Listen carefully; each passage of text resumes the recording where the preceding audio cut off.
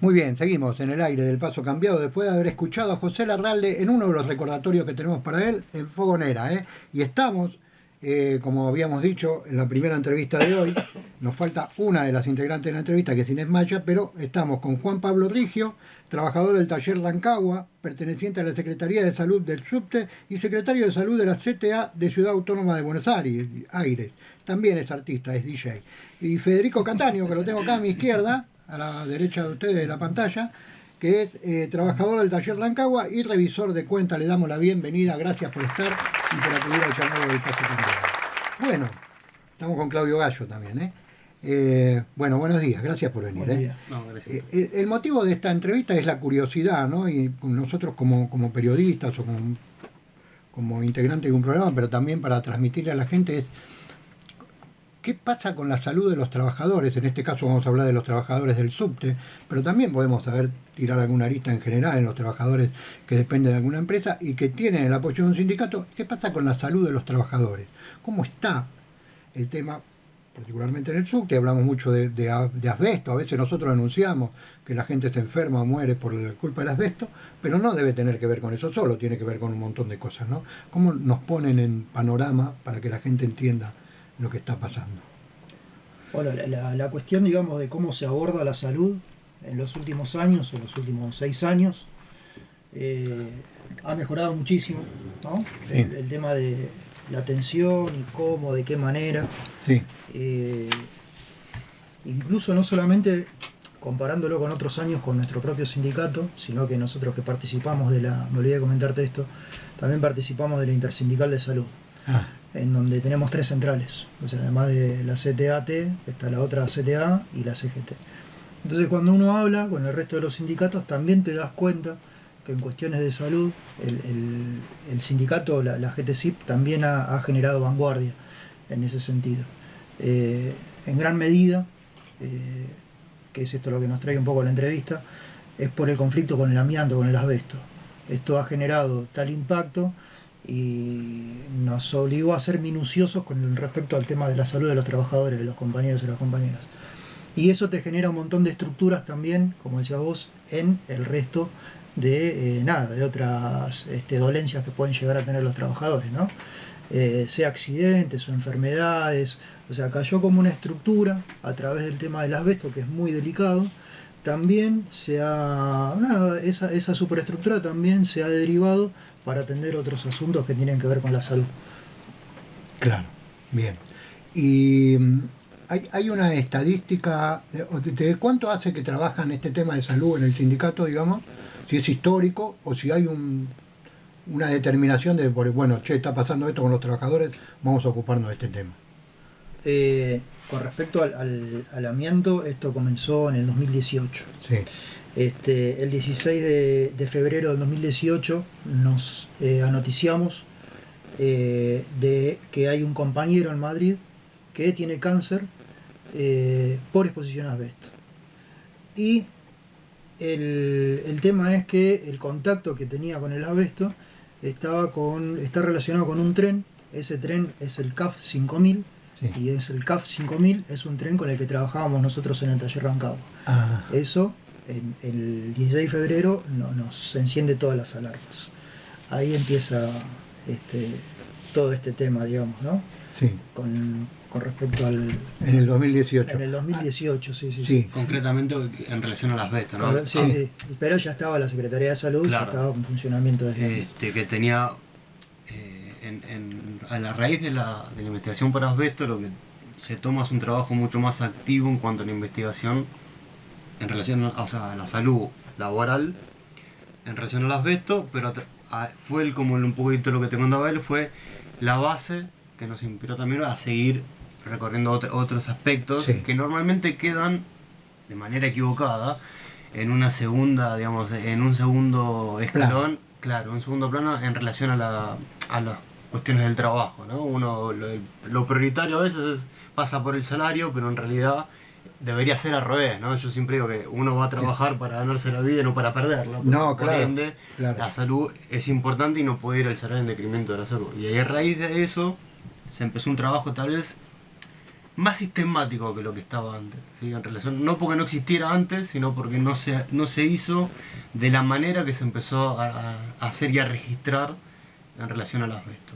Y cuando empezamos con el asbesto, empezaron a salir a buscar justamente otros riesgos relacionados al trabajo que tienen implicancias con la salud, Claro. obviamente con el objetivo siempre de eliminarlos como riesgo laboral, ¿no? Como riesgo de enfermedad laboral. Sí. Uno puede considerar que, digamos, evolucionan a partir de la tragedia, ¿no? Porque uno recibe una noticia donde se encienden las alarmas, que yo, y empiezan a buscar estrategias para ver cómo se trabajan en pos de un bienestar y no dejarlo pasar, digamos. Claro, y en este caso la emergencia, el emergente es un cancerígeno, Sí. lo cual es, nada, te pasa por arriba. Claro. Pero cuando nosotros nos enteramos, cuando empezamos como todo el mundo, empezamos a ver por internet, vos pones la palabra asbesto, es inmediato, o sea, asbesto, cáncer, Sí, muerte, una locura. Sí, claro. Entonces, claro, surge este emergente con este agravante. Sí, Además y, es un cancerígeno. ¿Y qué creen ustedes que pasa más allá de la salud y de las estrategias? ¿Por qué en la era que vivimos, en el siglo XXI, se sigue trabajando con ese tipo de cosas? ¿Se pueden cambiar ese tipo de cosas? ¿Puede haber una tecnología que elimine eso directamente y que piense más en el... No sé, por ahí yo lo digo del desconocimiento, pero digo, el que fabrica un tren, un coche, sabe que puede fabricarlo con otra cosa. ¿Hay medios, no hay medios?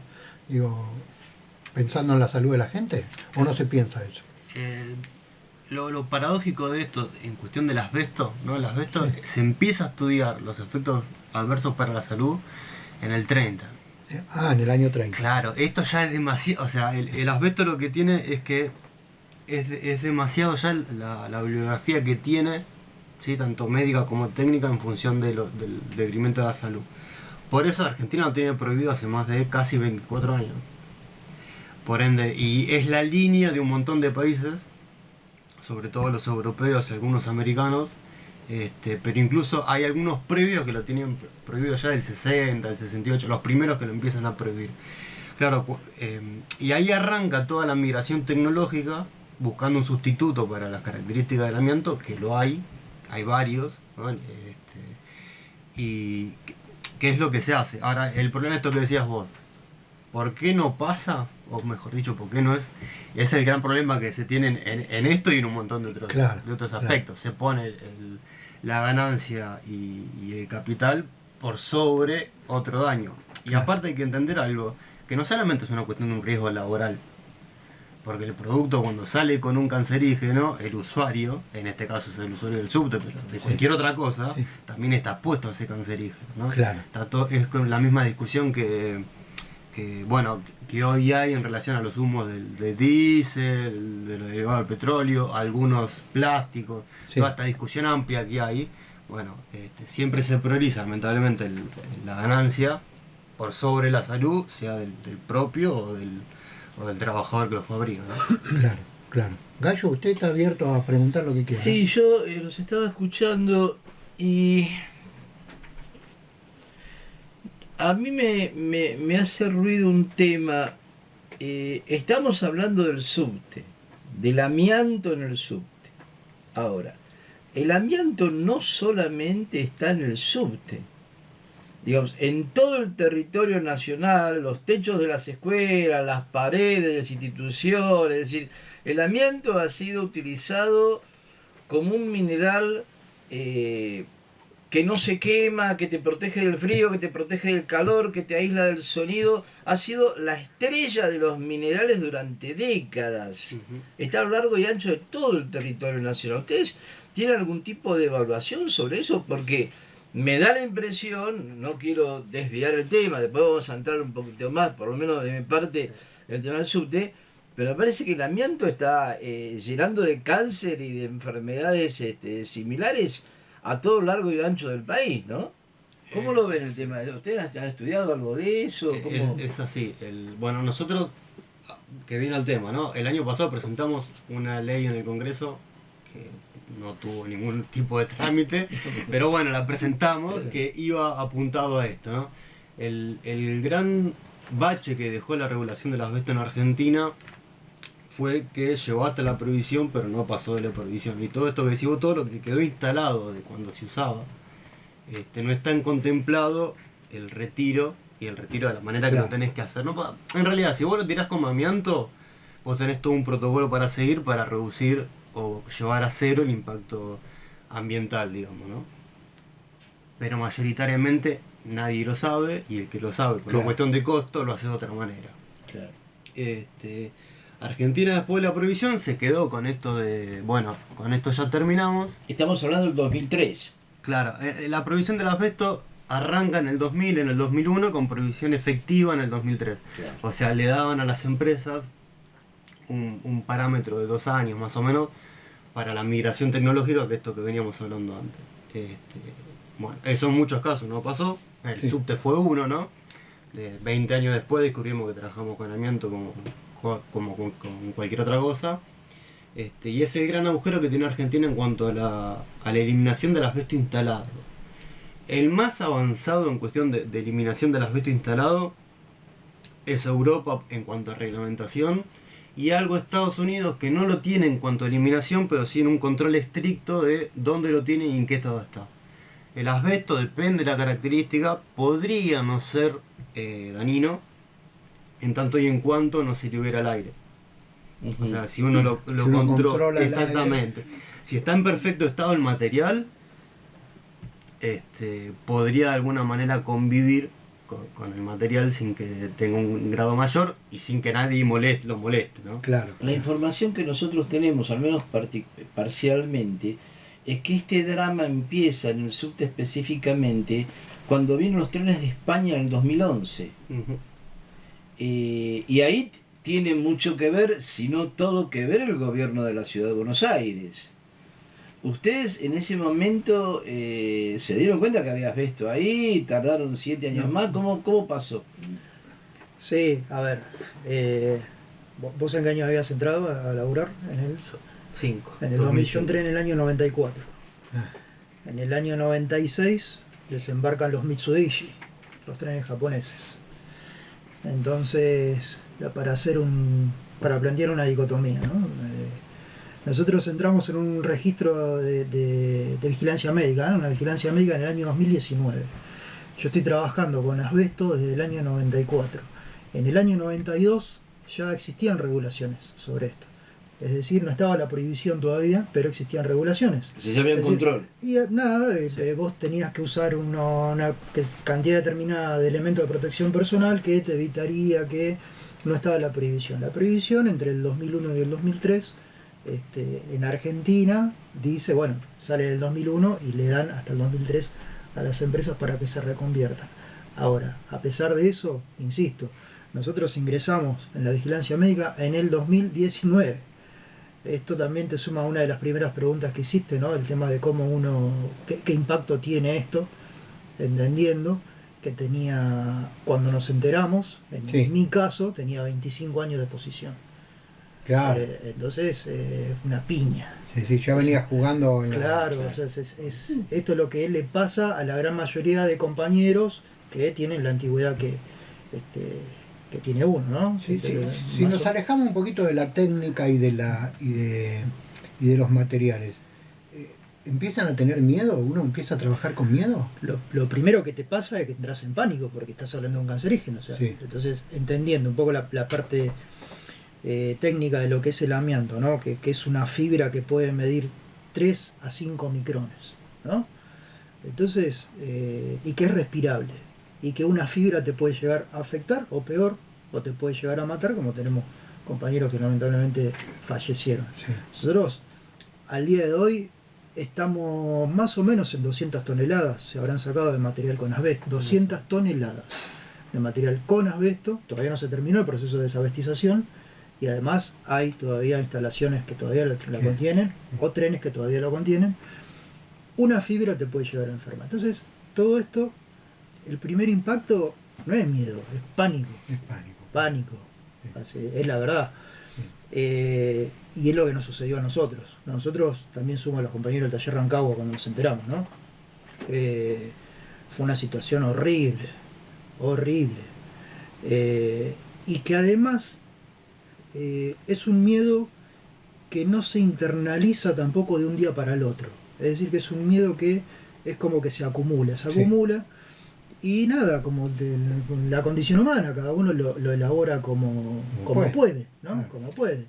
Hay algunos compañeras que decidieron no hacerse los estudios, hay compañeros que sí, hay compañeros que se lo hacen de manera privada, hay un montón de situaciones que suceden, ¿no?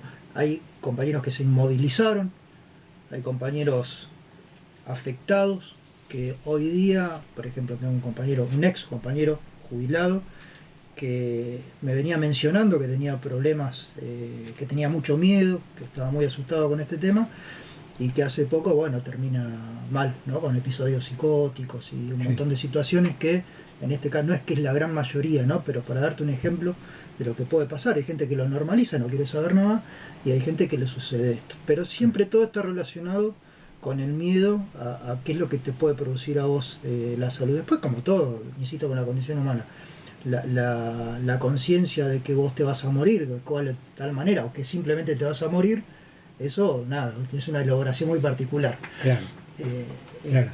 Bueno, después te cuento una experiencia que tuvimos en San Pablo, que fue, nos pasó un tren por arriba.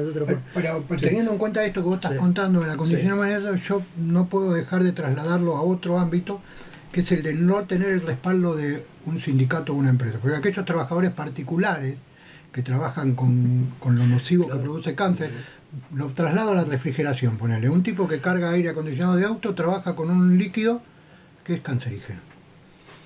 Y no tiene protección, nada, el tipo trabaja particularmente, qué sé yo, digamos. Y sabe que se puede contaminar. Ese es el punto, probablemente desconozca. Claro. ¿No? Hay una cuestión que está deficitaria desde la formación, ¿no? A vos te enseñan de alguna manera en distintas escuelas, en distintos talleres, o el aprendizaje de un oficio, el arte del trabajo en sí, pero no con qué vos estás trabajando, claro, ¿no? Entonces, y cómo se lee un producto químico, una hoja de seguridad, qué implicancias tiene, qué tenés que usar cuando usás esos productos. Eso recién ahora es como de alguna manera que está empezando a surgir. Nosotros estamos un poquito más contemplados porque estamos dentro de una empresa, y de una empresa que es muy visible. Sí. Pero el que no, el que está o es un particular o trabaja en empresas muy chiquitas, por lo general todo esto se lo entera cuando es tarde. Claro.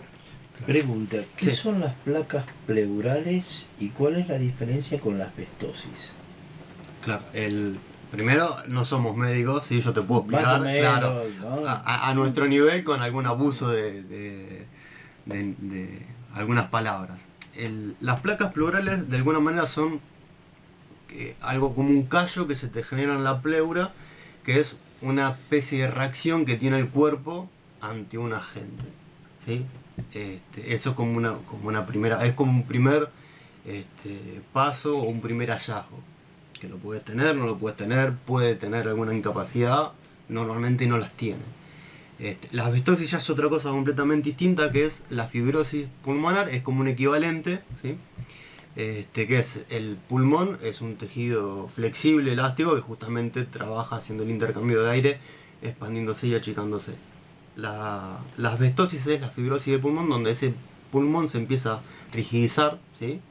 Y cada vez es menos flexible, entonces empieza a tener, ahí sí es obviamente incapacitante y evoluciona.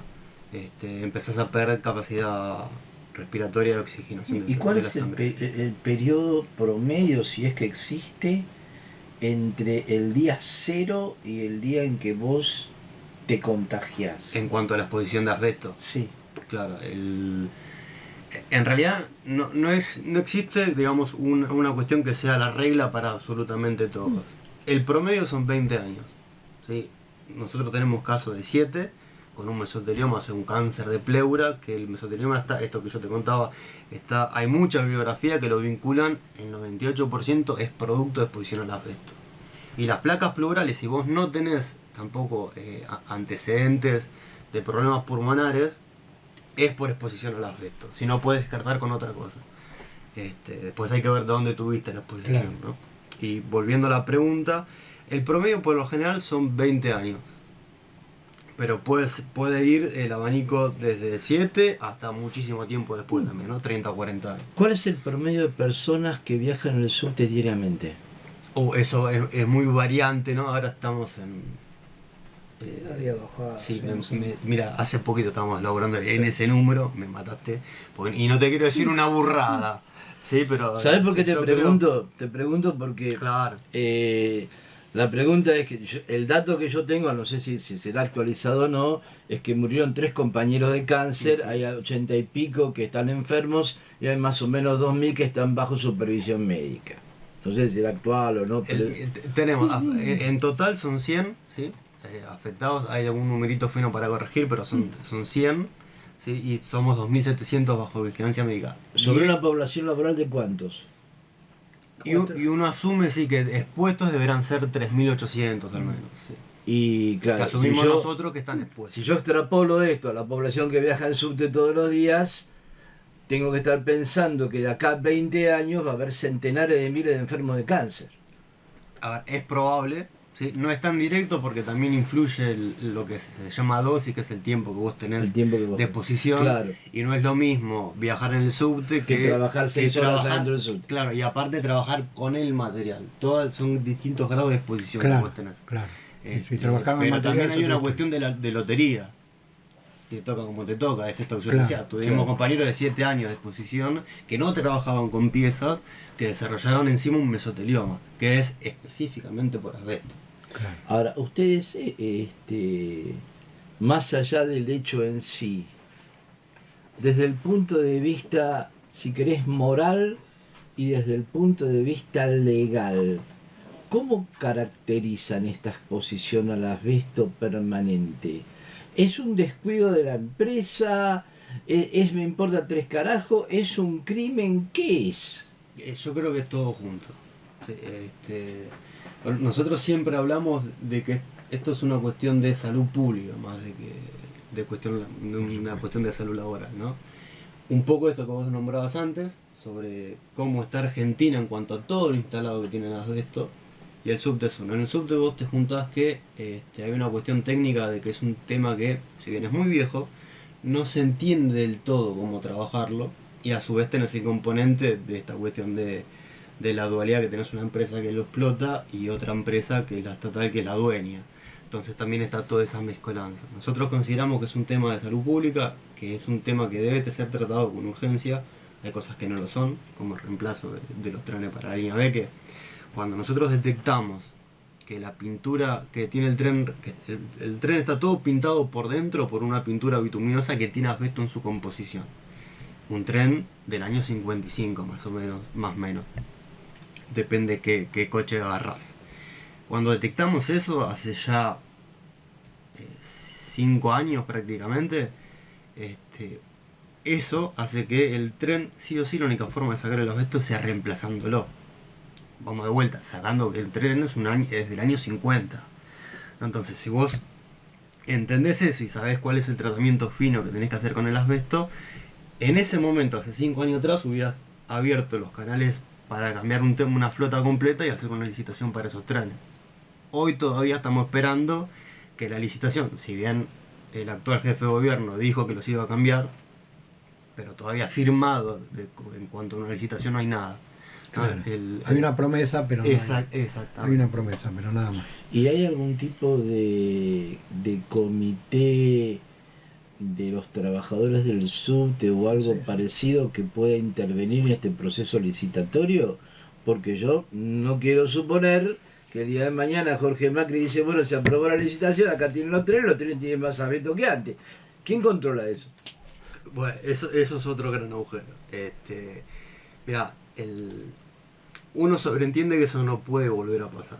No, ya hoy hay fabricantes que te los venden libres de... Estamos en la era Milei, no sé... No, claro, a ver, seguimos teniendo, por el momento seguimos teniendo la prohibición, ¿no? Claro. Pero es interesante porque los trenes que vos nombrabas, los españoles, los CAF 5000 y los Nagoya 5000, que son los que andan en la C ahora, esos fueron comprados posterior a la prohibición. Hay cosas y trenes que no, pero todo esto lo que tuvo de escandaloso porque fueron trenes que fueron comprados después de la prohibición de comprar Claro, cosas con asbesto, ¿no? claro, claro. Uno, perdón, uno tiene la idea de que la ciudad de Buenos Aires es otro país, digamos, ¿no? Es un país aparte, Claro, puede pero pasar cualquier cosa. lamentablemente ahí falló todo, ¿no? Desde el control aduanero, desde lo que fueron a mirar los trenes, de la parte técnica, de todos. Ahí todos hicieron mal su trabajo. Claro, sí, sí, uno tiene que empezar a pensar que no es que hicieron mal su trabajo, sino que miran para otro lado. Bueno, Y al mismo claro. tiempo pensar, hablamos mucho de la posverdad hoy, ¿viste? De esto de que nos quieren hacer creer como verdad que no existe. Ujú. Entonces, para instalar. Y claro, yo lo pienso en el jefe de gobierno mostrando los trenes nuevos, diciendo, bueno, estamos creciendo, le vamos a dar más comodidad a la población, a los trabajadores, porque tenemos trenes nuevos, pero nadie sabe el detalle de cómo están armados los trenes y si en realidad los compraron como corresponde o no los compraron como corresponde. Nos enteramos después, gracias al trabajo de gente como usted que se pone a investigar o que se pone a decir, che, miren que esto está mal. Exacto. Compraron bárbaro, todo bien, pero compraron mal. Sí, igual, a ver, convengamos que compraron trenes usados que en Madrid se usaban para hacer pruebas de explosivos. Ah, Para peor, mira. claro. No es que ellos compraron Sí, sí. trenes que tope de gama, qué sé yo, cuando Claro. yo te decía que entré en el 94, cuando desembarcan los Mitsubishi, es la primera vez en la historia del subte que se compra trenes usados, además. Porque siempre se han comprado trenes nuevos. En el año 96 bajan los Mitsubishi, que es la primera vez que trenes usados, pero es como un Falcon. A ver, como para dar una. Claro, es un claro, es un- claro. no se rompe nunca, es un tren japonés, es una barbaridad. De hecho, todavía no sé cómo están funcionando, pues porque por esto que te digo, por la robustez de la mecánica. Sí. Ahora, el CAF 5000 es una reverenda porquería. claro. O sea, ¿cuántos trenes habían comprado y cuántos funcionaron? Entonces, Sí, claro. Habían comprado 6 formaciones, andaban 2. Y aparte hay que entender también que los que vinieron acá eran el prototipo de fabricación. Claro, Y era el ya- y- prototipo. no, claro, o sea, era la empresa montó estos trenes, anduvieron, después fueron a fabricar en masa, digamos. Claro, claro. Estos que vinieron acá Ah, fueron el prototipo del diseño y aparte llegaron técnicamente en pésimas condiciones sin contar el aspecto. No, fue Claro, una sí. compra horrible que se Que estuvieron. Y uno fue una fue- compra, fue de compra directa, tampoco es que esa también es otra macana, o sea, no hubo licitación. no hubo licitación, fue por compra directa. Claro, claro. Además. Claro, esos detalles la gente no lo sabe y sí, hay que sacarlos a la luz para que la gente entienda cómo piensan los que nos mandan, los que nos gobiernan, ¿no? Como los que deciden cómo tenemos que vivir nosotros. Digo, es descabellado pensar, por supuesto, con la industria nacional como está, sí, por ahí es descabellado, pero es descabellado pensar que esos trenes se pueden fabricar acá. Y la realidad es que se han fabricado trenes. Sí, Sí. hubo una época donde se fabricaron Así que trenes, no- barcos, aviones, qué sé yo, Por pero eso, así que claro que sí que se puede, como poder es posible. Se puede montar la estructura. Bueno, ahora sí tendríamos que ver el contexto, ¿no? Del país, el contexto social. Pero objetivamente sí, por supuesto que se puede porque se ha hecho. Es una decisión política. Claro. Sí, sí, si, claro, si obvio. nosotros fabricamos reactores de investigación, reactores nucleares de investigación y fabricamos satélites, capacidad técnica para fabricar trenes te sobra. claro. Claro, claro. Es una cuestión de decisión política. Compañeros, seguramente en todo esto que nosotros le preguntamos y nos queremos de alguna manera curiosa saber para que la gente se entere, hay un montón de cosas que no preguntamos. Entonces, y que para ustedes es importante que la gente lo sepa. Es decir, bueno, si eso es así, yo les pido que ustedes a partir de ahora digan lo que tengan que decir, que nosotros no les preguntamos. No sé, por ahí yo te veo que vos viniste con la computadora, con un montón No, de no, papeles. son datos nada más, pero esto que habías preguntado, el tema del miedo, lo que te sigue, lo que continúa es bronca. Claro. O sea, la sensación de que, ¿por qué? ¿Viste? Que si yo laburo, vengo Sí, a sí, laburar, yo lo que quiero es laburar y ganarme la vida. Claro, ¿no? ¿por qué me pusieron el cancerígeno en mi herramienta de laburo? Te enojas con todos. Te enojas con la empresa, te enojas con el sindicato, te enojas con todo el mundo, de verdad. Digo, Sí, sí. es algo por lo que todos más o menos han pasado hasta que vos elaborás, ¿no? Y entendés quién te está ayudando y quién te lastima, ¿no? Nosotros, la verdad, tampoco nos tomamos un año, pero No, claro, enseguida claro. empezamos a investigar y desde la Secretaría de Salud nos empiezan a enviar un montón de materiales que nos indicaban que ellos estaban investigando y de la mejor manera. y eso nos abrió una ventana a nosotros para seguir, ¿no? Para seguir por este camino que ya había sido allanado en la Secretaría de Salud. Nos sumamos en el 2019, este conflicto que había comenzado en el 2018, que tenía un camino muy, muy fuerte, de hecho, ¿no? Nos sumamos en el 2019, y está esta situación también, que era la otra pata, que yo te decía, de cómo elabora uno el miedo, ¿no? Y esto lo cuento en todas las entrevistas. Nosotros laburamos 6 horas, laburábamos 6 horas, trabajábamos 6 horas, 36 horas semanales. Cuando nos pasa por arriba el tema del asbesto, uno como que quiere un poco alienarse de toda esta situación del miedo, nada. Estamos hablando de un cancerígeno, y nos pusimos a laburar acá en el sindicato, y lo que nos sucedió en principio, las primeras semanas, los primeros meses, es que a veces eran las 10, las 11 de la noche, y nosotros seguíamos trabajando. Era, claro, era como una válvula de escape que nosotros teníamos, como una especie de, nada, una cuestión de supervivencia que teníamos, porque queríamos ganarle a esto, y nos encontramos en los primeros meses trabajando, nada, 12 horas, sí, saliendo a militar de día, a la mañana, a la tarde, a la noche, madrugada, saliendo a comunicar este tema, para un poco por ahí, esto sí lo digo ya por mí, un poco para olvidarnos de qué era lo que estaba sucediendo. Una última pregunta que se me acaba de ocurrir ahora. ¿Hay alguna contramedida a través de la alimentación, de alguna medicación, de algo que pueda paliar o detener esto? No. ¿Nada? No. No, absolutamente no. En términos preventivos, Claro. nada. no. Solamente hay cuestiones paliativas. Sí. ¿Qué Claro. son, por ejemplo? Y qué sé yo. No, el tratamiento tratamiento. del cáncer, digamos. Tratamiento del Cirugía, tratamiento del cáncer. Y Claro, pero si no sabes que tenés cáncer no lo podés aplicar. No, claro. Una vez que se No, declaró, claro, es dentro dentro de la formalidad de la medicina, digamos, ¿no? Sí. No es que te puedan sacar la fibra, que te puedan mejorar la placa pleural, la tenés, eso sí, no hay nada. Y en tal caso que se te declara una enfermedad, Claro. solamente tenés cuidados paliativos. Bueno, yo no sé cuáles son sus creencias y demás, pero yo digo, por ahí es interesante trabajar en derrotar el miedo, ¿no? Porque el miedo muchas veces nos enferma, más allá de que estamos expuestos a lo que nos pueda pasar, ¿no? Esto de derrotar el miedo es fundamental. ¿Hay algún trabajo que hagan ustedes con respecto a eso, los compañeros, con el miedo, con esto que hablabas vos?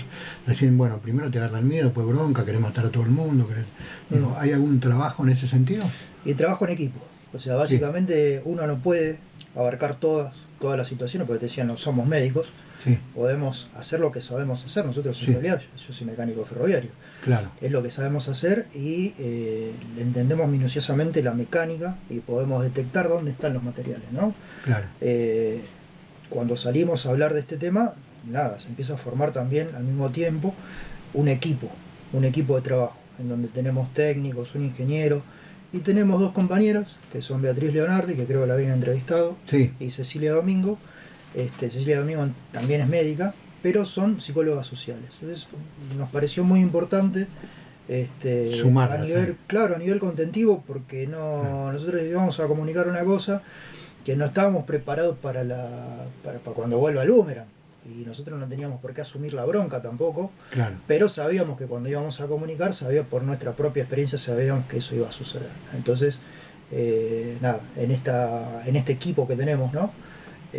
También hay 2 psicólogas sociales que en tal caso van a abordar este tema, Claro. los compañeros. Nosotros lo que intentamos hacer es canalizar todos estos factores negativos, el miedo, la bronca, ¿no? en un canal de solución hacia adelante, ¿no? Y canalizar todas estas cuestiones en buscar que cambien los trenes, que estemos en plan de vigilancia médica, que este sea adecuado. Eso fue otra cosa que nos pasó. Los primeros que empezamos a entrar al plan de vigilancia médica, lo que hicieron fue, bueno, a ver, a vos te hacían estos estudios que son los mismos que se hacen por asbesto, te los venían haciendo todos los años, a ver cómo están. Los empezaron a ver, las placas estaban veladas. ¿no? Entonces lo primero que se hizo fue cambiamos de proveedor médico Claro. a uno que realmente haga los estudios que tiene que Como hacer. corresponde, Porque claro. esa es la otra arista.